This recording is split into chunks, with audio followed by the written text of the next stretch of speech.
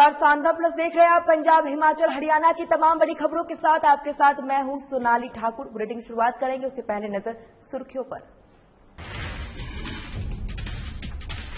Fire station का केंद्रीय राज्य मंत्री ने किया लोकार्पण। मौके पर बीजेपी के तमाम कार्यकर्ता रहे मौजूद। फायर स्टेशन बनने से लोगों को मिलेगा फायदा। राजौर में टीकाकरण अभियान का हुआ आगाज। विकास मंत्री कमलेश ढांगा ने किया आगाज। 28,000 से ज्यादा लोगों ने ली वैक्सीनेशन की डोज। 3 कृषि कानून के विरोध में किया रोष प्रदर्शन। प्रशासन ने केंद्र सरकार से फूका पुतला, मांगे पूरी होने का संघर्ष तेज करने की दी चेतावनी। और किन्नरों की शिकायत पर नहीं हुआ मामला दर्ज कराने की एवज में मांगी रिश्वत मांगने से आक्रोशित किन्नरों ने किया सड़क जाम।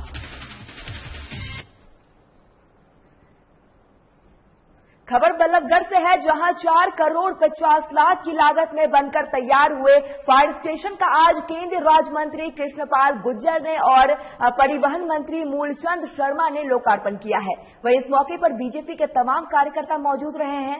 इस फायर स्टेशन के फरीदाबाद से बल्लभगढ़ और लोगों को काफी फायदा मिलेगा। इस दौरान केंद्रीय मंत्री ने कहा है कि यह बीजेपी सरकार का काम है, जो कि आज फरीदाबाद की तस्वीर बदल चुकी है। वहीं उन्होंने आगे कहा है कि गांव के लोगों को जगह खाली करने के लिए सुप्रीम कोर्ट ने आदेश दिए हैं और सभी को मानना चाहिए। साथ ही बीजेपी सरकार खोरी गांव के लोगों को रहने के लिए व्यवस्था भी कर रही है और इसको लेकर सरकार अब बातचीत भी कर रही है।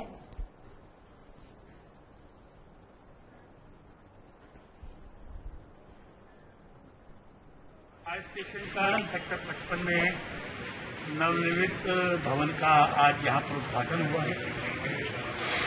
इसमें भाई मूलचंद शर्मा जी जो हमारे वरिष्ठ मंत्री हैं हरियाणा सरकार के, यहाँ के निगम पार्षद भाई डागर जी और सब लोग उपस्थित हैं।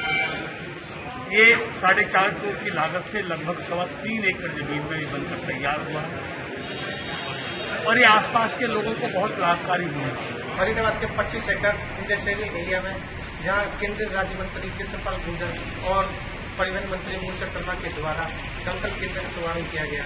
जो इसकी बनने में लागत आई 4.5 करोड़ की लागत इससे बनने में आई है। कहीं न कहीं जो इंडस्ट्रियल के लोगों को खुशी की लहर है, तो उसमें काफी परेशानी आती थी लोगों को। इंडस्ट्रियल में जो कोई घटना हो जाती थी, आग लगने जो दमकल केंद्र काफी देर तक पहुंचते थे और काफी नुकसान उनका हो जाता था। तो अब ये बनने से, दमकल केंद्र बनने से काफी खुश है यहाँ के लोग और काफी जो परेशानी थी वो नहीं अब आएगी।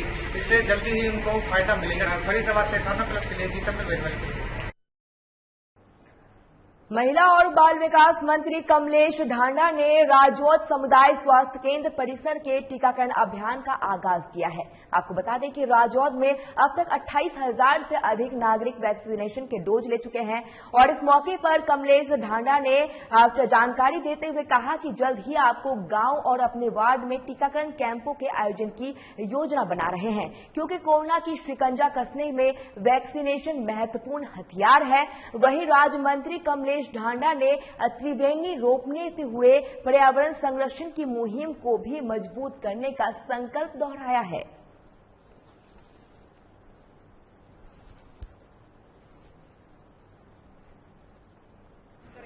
और हमारे भारतीय जनता पार्टी की तरफ से भी सभी कार्यकर्ताओं को हम दिशा निर्देश हुए हैं, तो ज्यादा से ज्यादा हमारे कार्यकर्ता भी और मैंने भी आप सबके माध्यम से यही कहूंगी, आप जहां भी किसी भी गांव में या किसी वार्ड में अगर कैंप लगवाना चाहते हैं, वहां पर सामाजिक धार्मिक संस्थाओं के सहयोग से कहीं भी आप कैंप लगाओ और ज्यादा से ज्यादा टीकाकरण करवाने का काम करें।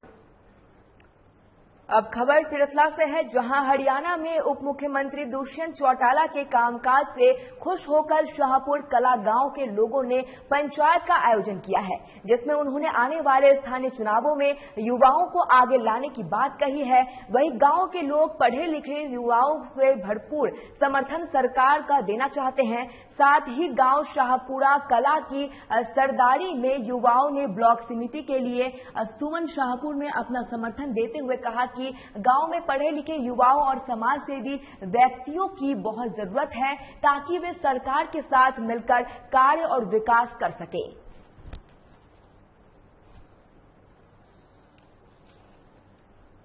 समिति पे हमारे प्रहलादपुर और गांव शाहपुर कला है, तो उसमें सुमित कौशिक हैं भाई साहब हमारे, उन्होंने समर्थन देने के लिए किया गया है। अच्छा, क्यों आखिर सुमित कौशिक को ही क्यों समर्थन दिया जा रहा है? सुमित कौशिक को इसलिए समर्थन किया जा रहा है क्योंकि गांव में बढ़िया छवि का लड़का है, बढ़िया ईमानदार लड़का है और बढ़िया भरपूर सारे गांव का सहयोग है हर एक चीज में। जैसे अब कोरोना काल गया, सारे गांव में सैनिटाइजर और हर एक चीज में आगे रहा जी, सारे गांव में स्प्रे करवाई, बढ़िया लड़का है। संयुक्त किसान मोर्चा के आह्वान पर किसान मजदूर संघर्ष कमेटी पंजाब के नेतृत्व में सैकड़ों किसानों ने डिप्टी कमिश्नर के दफ्तर के आगे विशाल रोष रैली करते हैं धरना प्रदर्शन किया गया है और राष्ट्रपति के नाम पर इस दौरान पत्र भी भेजा गया है, जिसमें खेतों से जुड़े 3 काले कानूनों को तुरंत रद्द करने की मांग किसानों की तरफ से की गई है। साथ ही आपको बता दें कि खेत मजदूरों को रिहा करने की भी मांग की गई है। जैसे महत्वपूर्ण मांगों का जल्द सुनवाई करते हुए लोकहित के कदम उठाने की अपील की गई है। वहीं किसानों ने मांग न मानने पर संघर्ष तेज करने की चेतावनी भी दी है। ਵੱਲੋਂ ਕਿਸਾਨ ਮਜ਼ਦੂਰ ਸੰਘਰਸ਼ ਕਮੇਟੀ ਪੰਜਾਬ ਦੇ ਪ੍ਰਧਾਨ ਅੱਜ ਅਸੀਂ ਜ਼ਿਲ੍ਹਾ ਫਿਰੋਜ਼ਪੁਰ ਦੇ ਵਿੱਚ ਡਿਪਟੀ ਕਮਿਸ਼ਨ ਦਫ਼ਤਰ ਅੱਗੇ ਰੋਸ ਮੁਜ਼ਾਹਰਾ ਕਰਕੇ ਮੰਗ ਪੱਤਰ ਦਿੱਤਾ ਤੇ ਸੜਕ ਰੋਕ ਕੇ ਮੇਨ ਸੜਕ ਜਾਮ ਕਰਕੇ ਮੋਦੀ ਸਰਕਾਰ ਦਾ ਪੁਤਲਾ ਫੂਕ ਕੇ ਰੋਸ ਮੁਜ਼ਾਹਰਾ ਕੀਤਾ। ਇਹਦੇ ਵਿੱਚ ਮੰਗ ਕੀਤੀ ਆ ਕਿ ਤਿੰਨੇ ਖੇਤੀ ਦੇ ਕਾਲੇ ਕਾਨੂੰਨ ਰੱਦ ਕੀਤੇ ਜਾਣ, ਕਈ ਫਸਲਾਂ ਦੀ ਖਰੀਦ ਦੀ ਗਰੰਟੀ ਦਾ ਕਾਨੂੰਨ ਬਣਾਇਆ ਜਾਵੇ। अब खबर कुरुक्षेत्र से है, जहां कुरुक्षेत्र पुलिस के एंट्री नारकोल सेल के योजनाबद्ध तरीके से हत्या करने के आरोप में 3 अपराधियों को गिरफ्तार करने में सफलता हासिल की गई है। वहीं इस पूरे मामले में उप पुलिस अधीक्षक अपराध नरेंद्र सिंह ने जानकारी देते हुए बताया कि इस पूरे मामले की शिकायत थाने में दर्ज कराई गई थी, जिस पर कार्रवाई करते हुए आज इस मामले का खुलासा कर दिया गया है। इसके साथ ही उन्होंने बताया कि इस मामले में एक पुलिस कर्मचारी शामिल है। आगे उन्होंने बताया है कि आरोपियों के पर संबंधित धाराओं में मुकदमा दर्ज किया गया है।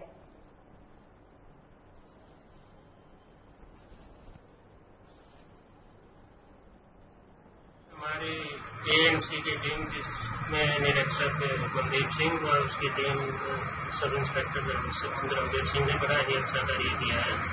आरोपी मनजीत सिंह, उसके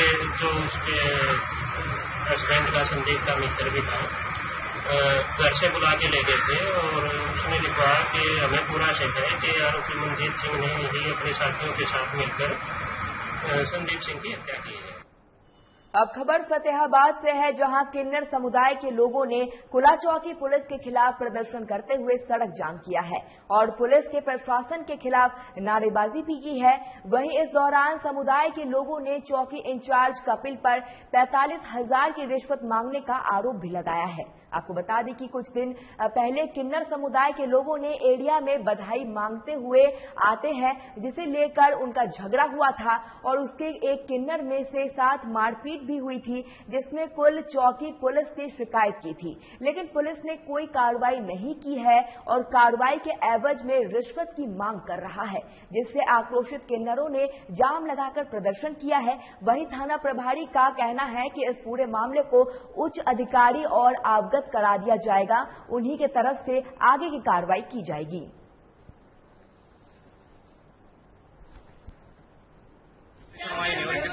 बाहर निकाला जा रहा था, ठीक है ना? हाँ, और ना ही हमारी कोई सुनवाई हो रही, कोई बात की भी। क्या झगड़ा आपका, मतलब क्या हमारा एरिया का झगड़ा बाबू? तो कितने टाइम से झगड़ा चल रहा है आपका? 20 अप्रैल। तो पुलिस कोई कार्रवाई नहीं कर रही है आपकी?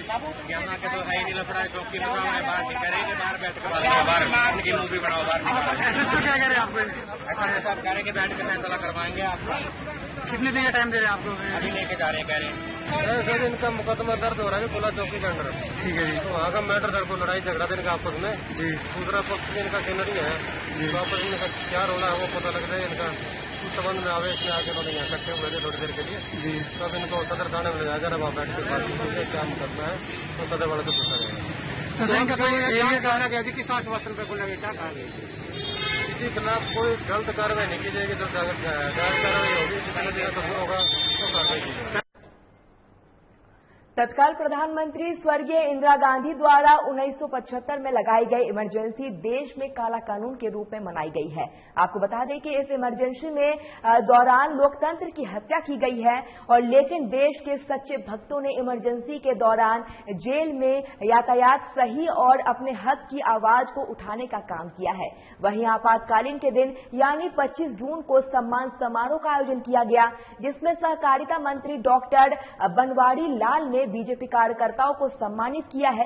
वहीं इस मौके पर सहकारिता मंत्री का कहना है कि कोरोना की दूसरी लहर में जिन प्राइवेट अस्पतालों ने मनमानी कर जनता से ओवर रेट वसूलने का काम किया है, उस पर उचित कार्रवाई की जाएगी। इसके साथ ही प्राइवेट स्कूल एसोसिएशन द्वारा स्कूल को खोलने की मांग को लेकर सवाल पर उन्होंने कहा है कि सरकार अभी स्कूल खोलने के लिए तैयार नहीं है, क्योंकि डेल्टा प्लस वेरिएंट का खतरा अभी बना हुआ है।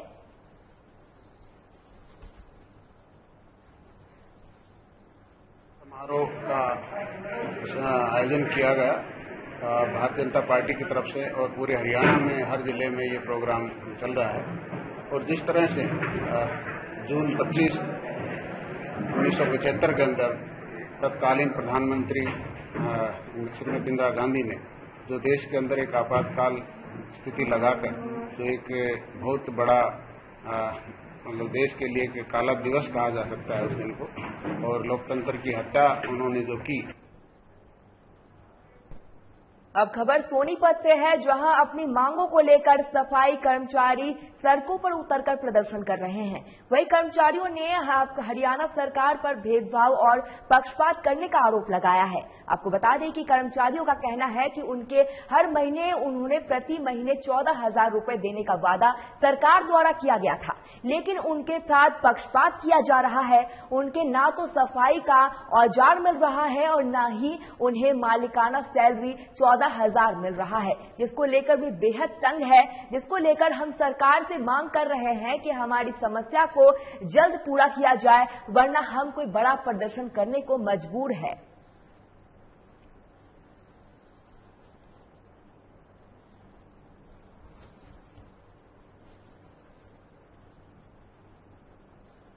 कर्मचारियों का डीसी कार्यालयों पर प्रदर्शन है। उसी कड़ी में सोनीपत के ग्रामीण सफाई कर्मचारी यहां उपायुक्त कार्यालय सोनीपत पर पहुंचे हैं। उपायुक्त महोदय सोनीपत के माध्यम से उप मुख्यमंत्री और पंचायत मंत्री श्री दुष्यंत चौटाला के नाम ज्ञापन देके न्याय की मांग करेंगे दिया है। और हमारी क्योंकि 4 अप्रैल को उप मुख्यमंत्री और पंचायत मंत्री दुष्यंत चौटाला जी से यूनियन प्रतिनिधि के आंदोलन के दबाव में बातचीत हुई थी। उन्होंने 14,000 रुपये मासिक वेतन की घोषणा की थी। अब खबर करनाल से है, जहां प्रेम प्रसंग के चलते लड़के की हत्या कर दी गई है। आपको बता दें कि करनाल के अमूपुर गांव में रहने वाले लड़के रिकी की प्रेम प्रसंग बुरहानपुर गांव की एक लड़की के साथ चल रहा था, जिसके चलते युवक की हत्या कर दी गई। वहीं लड़के के परिजनों ने आरोप लगाया है कि लड़की के परिजनों ने उनके बेटे की हत्या कर दी है। वहीं इस पूरे मामलों को लेकर पुलिस ने संज्ञान ले लिया है और जांच शुरू कर दी है।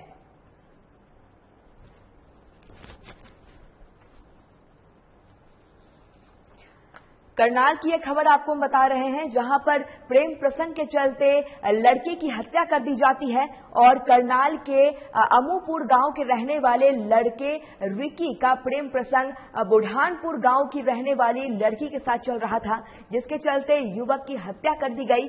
वहीं लड़के के परिजनों का आरोप है कि लड़की के परिजनों ने उनके बेटे की हत्या कर दी है। वहीं इस पूरे मामले में पुलिस ने अब संज्ञान में ले लिया है पुलिस ने, और इस पूरे मामले की जांच पड़ताल में पुलिस जुट गई है।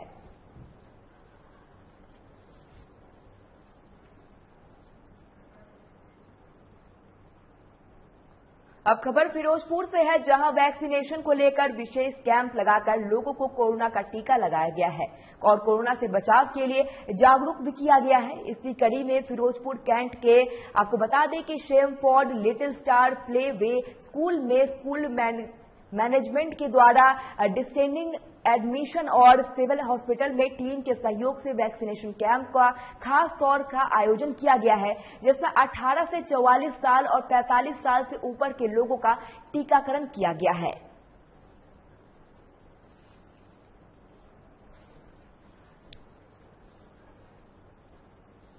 लिटिल स्टार स्कूल में कैंप लगाया है कोविड वैक्सीन का, जो मेरे फादर इन लॉ ने आयोजन किया है जिसका, और उन्होंने पहले भी रामचंद्र में भी लगाया है सेम कैंप। ये 3rd कैंप है जो यहाँ पे लग रहा है, और यहाँ पे काफी लोगों ने वैक्सीन करवाई है। उनमें मैंने काफी उत्साह देखा है वैक्सीन के लिए, उन्होंने बढ़ चढ़कर इसमें यहाँ पे पार्ट लिया। अब खबर पुन्हाना से बताते हैं आपको, जहां पर पुन्हाना पुलिस ने ब्लैकमेलिंग करने वाले आरोपी मनीष आहूजा को गिरफ्तार कर लिया गया है। आपको बता दें कि ग्राम पंचायतों में दबाव बनाकर पैसे ऐंठने के आरोप में योगेश श्रीनी और मनीष आहूजा को खिलाफ पुन्हाना पुलिस ने कई धाराओं के तहत मुकदमा दर्ज किया है, जिसमें मनीष आहूजा को पुन्हाना पुलिस ने गिरफ्तार कर लिया है और पूछ कर आरोपी को कल अदालत में पेश भी किया जाएगा। वहीं दूसरे आरोपी की तलाश लगातार जारी है। अरशद हुसैन ने डीसी ऑफिस में मनीष और योगेश सैनी पत्रकार के खिलाफ दरखास्त दी थी, जिस पर मुकदमा दर्ज करके मनीष को गिरफ्तार कर लिया है और बाकी तफ्तीश जारी है। शिकायत में 384 में जो होता है ना, दबाव डाल के पैसे जी रंगदारी मांगना होता है। योगेश सैनी और मनीष के खिलाफ, दो के खिलाफ मुकदमा दर्ज किया है। बवानीखेड़ा गांव के कंगड़ में बदमाश को पकड़ने पहुंची CI-82 पुलिस को धक्के मुक्के खाकर खाली हाथ लौटना पड़ा। आपको बता दें कि कंगड़ गांव निवासी बदमाश मोनी पर ATM फ्रॉड के दर्जन मामले दर्ज हैं और वो कई दिन से फरार चल रहा था। वहीं पुलिस ने मुखबिर की सूचना के आधार पर बदमाशों के घर में पहुंची और बदमाशों को पकड़ लिया है, लेकिन महिलाओं के पुलिस टीम का हमला कर दिया है, जिसका फायदा उठाकर बदमाश मौके से फरार हो गए हैं।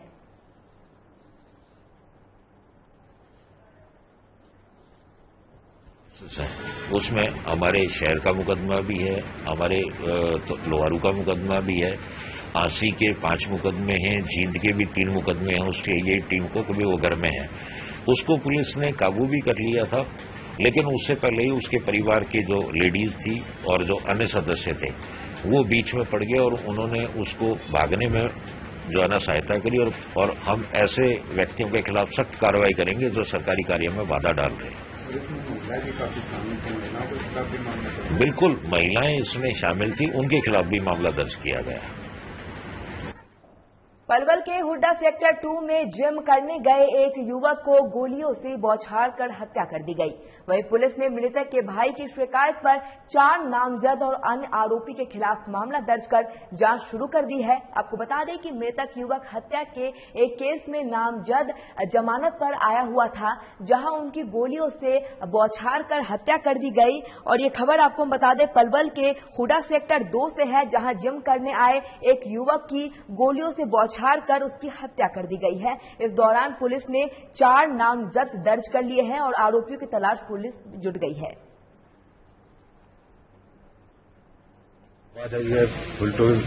गोलियों की जब सारे बच्चे हम तो छत में भाग गए थे ऊपर, मैं उनके साथ भाग गया। और जब गाड़ी गई है तो छत पे समय देखती है, आगे नाला है, नाले पे से जब सीधी हुई गाड़ी। ये जो मरने वाला लड़का है जिम के अंदर ही था उस टाइम पे? जिनके पीछे उनके रिश्तेदार का घर है, वहाँ पे था। कल 7 और 7:30 बजे की वाक़या है शाम की। ये लड़का जो मरने वाला है अनूप, ये जिम करके गया था अपने रिश्तेदार के वहाँ बैठा था, पानी वगैरह पी रहा था। इनकी पुरानी दुश्मनी 10-12 साल पहले इन्होंने मर्डर किया था। तो दूसरी पार्टी इसके पीछे लगी हुई थी, तो इसको काफी गोलियां मार के वहीं मौके पर दम तोड़ दिया था। उसके बाद उन्होंने आज 27 तारीख को एप्लीकेशन दी है, जिसको हमने मुकदमा दर्ज कर दिया 148, 149, 302, 525, 54। इसी खबर पर तमाम जानकारी के लिए हमारे साथ हमारे संवाददाता लवकुश जुड़ गए हैं। लवकुश, आपसे जानना चाहूंगी मैं कि जिस तरीके से जिम करने गए युवक की गोलियों से बौछार कर हत्या कर दी गई है, क्या कुछ ये पूरा मामला है और इस दौरान आरोपियों पर क्या कुछ और कार्रवाई की जा रही है? ये गांव रावलपुर का युवक था जो कि एक मौत के मामले में, एक हत्या के मामले में जमानत पर आया था। और जमानत पर आया हुआ था, ये जिम करने गए थे अपने भाई के साथ। कल शाम को 7 बजे की घटना है ये।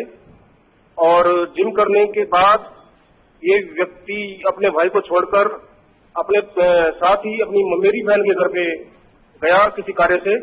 उसके घर के बाहर ही कुछ लोग पहले ताक लगाए बैठे थे और इस पर ताबड़तोड़ फायरिंग शुरू कर दी गई और वहीं मौके पर ही अनूप नामक इस युवक ने दम तोड़ दिया। जी मैम। लवकुश, आपसे ये भी जानना चाहूंगी मैं कि इस दौरान पुलिस का क्या कुछ कहना है और पुलिस इस मामले को लेकर क्या कुछ कार्रवाई कर रही है? जी मैम, जैसे ही घटना की सूचना पुलिस को मिली, पुलिस मौके पर पहुंची और आज भी दिन में पुलिस की टीमें वहीं रुकी रही। सिटी SHO अनूप सिंह ने इस बारे में बताया है कि पुलिस ने इस मामले में मुकदमा दर्ज कर लिया है और वो जल्द ही आरोपियों को गिरफ्तार करेगी। चलिए लवकुश, तमाम जानकारी देने के लिए आपका बहुत बहुत धन्यवाद। कोरोना वैक्सीन, कोविशील्ड और कोवैक्सीन के गर्भवती महिलाएं और लैक्टिंग महिलाएं लगवा सकती हैं, यहाँ नहीं। इसको लेकर लगातार भ्रम की स्थिति बनी हुई है, जिसको लेकर मध्य आपको बता दें कि civil surgeon doctor Kuldeep Singh ने बताया कि फिलहाल हमारे पास सरकार द्वारा गर्भवती महिला को कोरोना वैक्सीनेशन लगवाने की कोई निर्देश नहीं है और न गाइडलाइन मिली है। इसके साथ ही उन्होंने बताया है कि जब तक नेशनल टेक्निकल एडवाइजरी ग्रुप और इम्यूनेशन गर्भवती महिलाओं को कोरोना वैक्सीन लगवाने के लिए हरी झंडी नहीं देता है, तब तक हम गर्भवती महिलाओं को कोरोना वैक्सीन नहीं लगाएंगे। और आपको बता दें कि कोरोना वैक्सीन, कोविशील्ड और या कोवैक्सीन को गर्भवती महिलाओं पर लगवाने को लेकर संशय बना हुआ था, भ्रम की स्थिति फैली हुई थी, जिसको लेकर अब डॉक्टर कुलपति ने अपनी बयान दिया है और उनका कहना है कि जब तक national technical advisory group immunisation गर्भवती महिलाओं को वैक्सीन लगवाने को हरी झंडी नहीं देगी, तब तक हम वैक्सीन नहीं लगाएंगे। और इसके साथ ही डॉक्टर कुलदीप सिंह ने बताया कि फिलहाल हमें लैक्टिंग महिलाओं को कोरोना वैक्सीन करने के निर्देश प्राप्त हुए हैं, जो कि हम लगा रहे हैं। अभी हमारे पास कोई ऐसी टेक्निकल गाइडलाइंस नहीं है। अभी प्रेग्नेंट वुमेन को वैक्सीनेशन की जा सकती है कि नहीं की जा सकती। National technical advisory group on immunization, नेताजी पूरे देश की एपेक्स बॉडी है जो किसी भी वैक्सीन को, किसी भी ग्रुप में वैक्सीनेशन को हरी झंडी देती है। जब तक नेताजी का ग्रीन सिग्नल नहीं मिल जाता प्रेग्नेंट वुमेन के लिए, तब तक देश में कोई भी वैक्सीनेशन स्टार्ट नहीं हो सकती किसी भी पार्टिकुलर ग्रुप के अंदर। अब खबर अमृतसर से है, जहां पेट्रोल के बढ़ते दामों को लेकर आम जन के जीवन में लंबे समय से प्रभावित हो रहा है, लेकिन आज तक पेट्रोल की कीमत 100 रुपए पहुंच गई है, तो लोग सरकार को कोस रहे हैं। इसी कड़ी में स्थानीय लोगों ने कहा कि सरकारें चुनावों के दौरान बड़े बड़े वादे करती है, लेकिन जब उन वादों का पूरा करने का समय आता है तो सरकारें जवाब देने से हिचकिचाने लगती है। आगे उन्होंने कहा कि पेट्रोल लोगों को बुनियादी जरूरत है, इसलिए सरकार को पेट्रोल और डीजल के बढ़ते दामों को वापस लेना चाहिए। अगर सरकार इस पर टैक्स घटा देती है तो लोगों को थोड़ी राहत मिलेगी। अगर ऐसा नहीं होता है तो जब चुनाव आएगा तो फिर इसका जवाब हम सरकार को देंगे।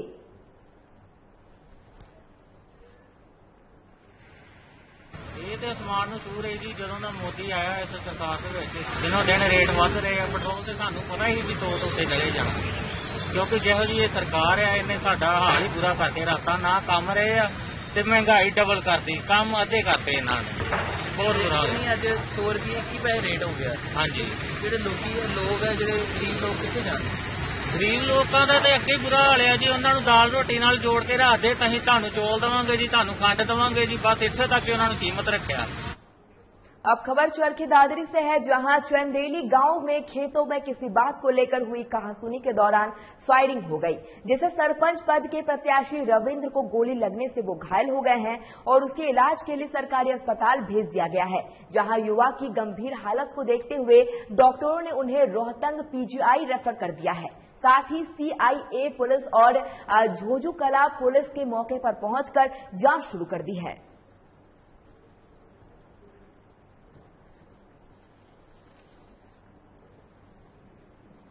ये सर गोली चलने का है, लगी तो गोली है, लेकिन मुझे ये मालूम नहीं कैसे क्या हुआ। लेकिन मेरे पास जो कॉल आई तो बीच में मैं रमनवास और चनानी के बीच में था, और ये रविंद्र उर्फ लूका, गांव चंदेरी, और मेरा मित्र भी है। मेरे पास जो कॉल आई तो मैंने यहाँ अब एडमिट करवाया है। अब यहाँ फर्स्ट एड देने के बाद हम पीजीआई रोहतक के डॉक्टर रेफर कर रहे हैं। ये सूचना मिली थी रविंद्र सनोप रामेर चंदनी गांव का 27 साल का, इसके गन शॉट में एडमिट हुआ है हॉस्पिटल में। यहाँ पता करिए रेफर कर दिया पीजीआई को। ये अभी तक ये पता चला है कि इसके भाई है फौजी, उसने इसके कोई काश नहीं होगी तो उसने गोली चला दी। बाकी ये इनके बयान लेके आगे जो मामला आएगा। अब खबर सोनीपत से है, जहां सिविल हॉस्पिटल में MPHWD के एडमिशन के नाम पर 60 विद्यार्थियों से अवैध वसूली करने का मामला सामने आया है, जिसमें छात्रों के आरोप लगाया है कि एडमिशन के नाम पर प्रत्येक छात्र से 1500 रुपए लिए जाते हैं। वहीं छात्र ने अपने साथ हुए फर्जीवाड़ा का पता चला तो और छात्र आपको बता दें कि CMO JM पुनिया के पास अपनी शिकायत लेकर पहुंचे और अपने पैसे की मांग करते हुए साथ साथ सतेंद्र दहिया के खिलाफ कार्रवाई करने की मांग की है, जिस पर CMO ने सतेंद्र दहिया से बात करते हुए पैसे वापस देने का आश्वासन भी दिया है, लेकिन अभी तक उन्हें उनका कोई पैसा वापस नहीं मिला है। वहीं इस मामले में डिप्टी CMO ने कहा कि कुछ छात्र CMO कार्यालय पहुंचे थे और यहां पर लिखित रूप से सतेंद्र दहिया पर अवैध फीस लेने का आरोप लगा रहे थे, जिसके जांच का आगे की कार्रवाई की जाएगी।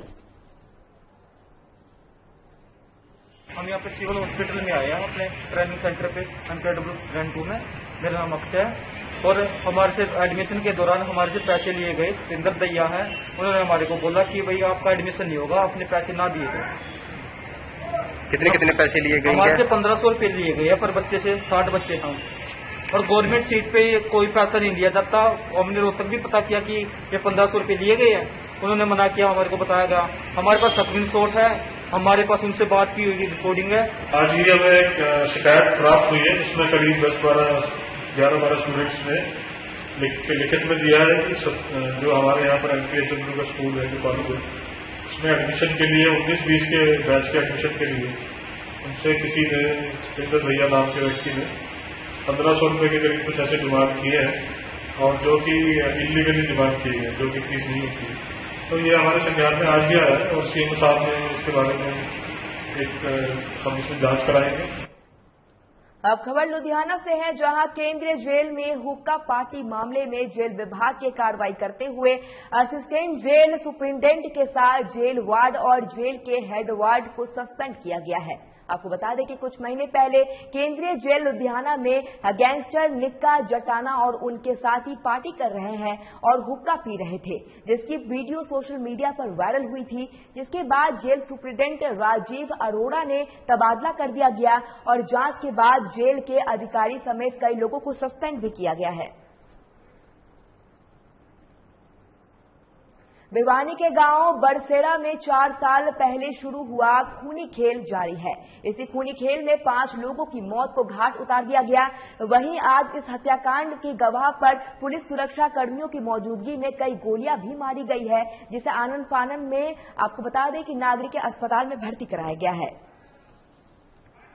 चले पंजाब, हिमाचल, हरियाणा की खबरों में फिलहाल इतना ही। साधना प्लस पर खबरों का सिलसिला लगातार जारी रहेगा। नमस्कार।